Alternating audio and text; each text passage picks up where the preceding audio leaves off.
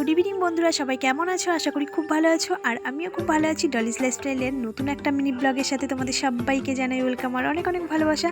আজ তোমাদের সাথে শেয়ার করব তালের বড়া রেসিপি। তো আমি কিভাবে তালের বড়া তৈরি করি তো সেটাই তোমাদের সাথে শেয়ার করব। চলো তোমরা দেখতে থাকো। তো প্রথমে আমি তালটা ভালো করে ধুয়ে নিয়েছি। ধুয়ে নেওয়ার পরে তালের থেকে খোসাটা ছাড়িয়ে আমি তালটা বেশ কিছুক্ষণ ভিজিয়ে রেখেছিলাম সামান্য একটু জল দিয়ে, 15 থেকে 20 মিনিট মতো।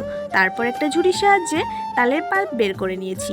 এরপর তালের বড়া করার জন্য ব্যাটার তৈরি করে নেব। তো তার জন্য যে তালের পাল্পটা বের করে রেখেছি সেটার মধ্যে এক এক করে সব উপকরণগুলো দিয়ে দিচ্ছি।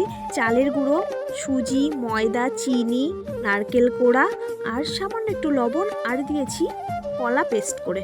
এরপর সব উপকরণগুলো ভালোভাবে মিশিয়ে বেশ কিছুক্ষণ ঢাকা দিয়ে রেখে দিলাম। তারপরে ভেজে নিলাম গরম গরম তালের বড়া। তো রেসিপিটা তোমাদের কেমন লাগলো অবশ্যই কিন্তু লাইক কমেন্ট শেয়ার করে জানিও। তো দেখো কতটা সফট হয়েছে। ভিডিওটা এখানেই শেষ করছি। সবাইকে টাটা।